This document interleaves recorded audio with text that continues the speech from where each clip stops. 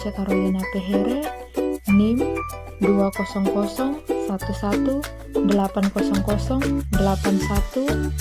kelas B, semester 2, Prodi Pendidikan Guru Pendidikan Anak Usia Dini, Fakultas FKIP, Universitas Nusa Cendana Kupang. Di video kali ini, saya akan membahas tentang definisi perlindungan anak, konvensi hak anak, 4 hak anak, undang-undang perlindungan anak, definisi kekerasan anak, dan yang terakhir, pelanggaran hak anak.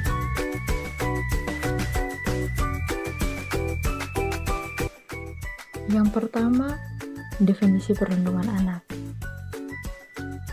Perlindungan pada anak merupakan suatu bentuk usaha untuk memenuhi semua hak dasar anak dan menjauhkan anak dari segala bentuk kekerasan yang dapat berdampak negatif terhadap tumbuh kembang anak. Yang kedua, konvensi hak anak. Sejarah konvensi hak anak. Konvensi hak anak adalah hak-hak yang komprehensif. Hak anak merupakan perjanjian universal yang pernah diratifikasi sebagai instrumen internasional. Konvensi hak anak diadopsi dalam Sidang Umum PBB tahun 1989. Gagasan mengenai hak anak bermula sejak berakhirnya Perang Dunia Pertama. Sebagai reaksi atas penderitaan yang timbul akibat dari bencana peperangan, terutama yang dialami oleh kaum perempuan dan anak-anak. Dalam sejarahnya, konvensi hak anak pertama kali digagas oleh Eglantine Jebb pada tahun 1923 lewat Deklarasi Hak Anak yang berisi 10 butir pernyataan hak anak, antara lain yang pertama, hak bermain, yang kedua, hak akan nama, yang ketiga, hak kebangsaan, yang keempat, hak persamaan dan non-diskriminasi, yang kelima, hak perlindungan, yang keenam, hak pendidikan, yang ketujuh, hak rekreasi, yang kedelapan, hak akan makanan, yang kesembilan, hak kesehatan, dan yang kesepuluh, hak berpartisipasi dalam pembangunan. Kemudian, pada tahun 1924, untuk pertama kalinya Deklarasi Hak Anak diadopsi secara internasional oleh Liga Bangsa-Bangsa. Deklarasi dikenal juga dengan sebutan Deklarasi Jenewa. Prinsip Konvensi Hak Anak. Terdapat 4 konvensi hak anak antara lain sebagai berikut. Yang pertama, prinsip non-diskriminasi. Secara rinci sudah dijelaskan pada pasal 2 ayat 1 yang bermakna bahwa semua anak berhak mendapat keadilan atas hak-haknya tanpa dibatasi oleh perbedaan suku, warna kulit, agama, status sosial, dan ras. Yang kedua, prinsip kepentingan terbaik. Sudah diatur dalam pasal 3 ayat 1, yaitu bahwa dalam semua tindakan, maka kepentingan yang menyangkut anak yang dilakukan oleh lembaga-lembaga kesejahteraan sosial pemerintah maupun swasta, lembaga peradilan, lembaga pemerintah, atau badan legislatif. Yang ketiga, prinsip kelangsungan hidup tumbuh dan berkembang. Artinya, negara-negara peserta mengakui bahwa setiap anak memiliki hak yang melekat atas kehidupan segala potensi yang akan membahayakan anak harus diminimalisir di setiap lingkungan rumah. Yang keempat, prinsip penghargaan terhadap pandangan anak. Maksud prinsip ini adalah menghargai pendapat anak yang berkaitan dengan hal-hal yang menyangkut kehidupan anak.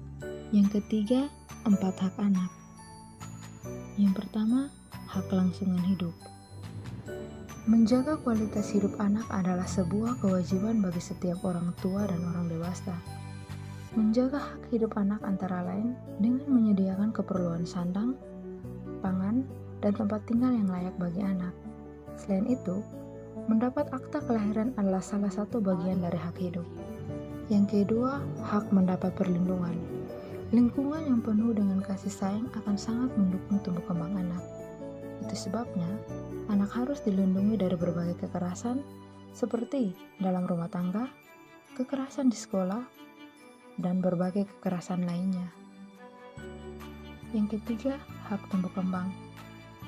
Anak juga memiliki hak untuk bertumbuh dan berkembang, bahkan sejak ia masih dalam kandungan. Salah satu cara untuk memenuhi hak tumbuh kembang anak adalah dengan memastikan mereka mendapat gizi yang seimbang serta pelayanan kesehatan yang baik. Dan yang keempat, hak berpartisipasi. Anak juga memiliki hak untuk berpartisipasi dan mengeluarkan pendapatnya. Hak berpartisipasi juga meliputi hak untuk menyampaikan pendapat, mengeluarkan pendapat dalam musyawarah keluarga, berkeluh kesah, dan memilih pendidikan sesuai minat dan bakatnya. Yang keempat, Undang-Undang Perlindungan Anak, di mana dalam Undang-Undang Nomor 23 Tahun 2002, saya memilih salah satu pasal, yaitu pasal yang ke-6, yang berbunyi, setiap anak berhak untuk beribadah menurut agamanya, berpikir, dan berekspresi sesuai dengan tingkat kecerdasan dan usianya dalam bimbingan orang tua. Ini artinya, hak beragama telah melekat pada diri manusia dan dilindungi sepanjang hidupnya. Yang kelima, definisi kekerasan anak. Ada dua kekerasan yang terjadi pada anak, yaitu yang pertama, kekerasan fisik. Kekerasan fisik adalah kekerasan yang dilakukan dengan melakukan kekerasan melalui fisik. Contohnya seperti yang pertama, tindakan untuk melakukan intimidasi. Yang kedua, melakukan tindakan yang dimana hingga melukai orang. Dan yang ketiga, melakukan tindakan yang dimana mampu untuk memberikan kerusakan pada tubuh seseorang. Yang kedua, kekerasan verbal.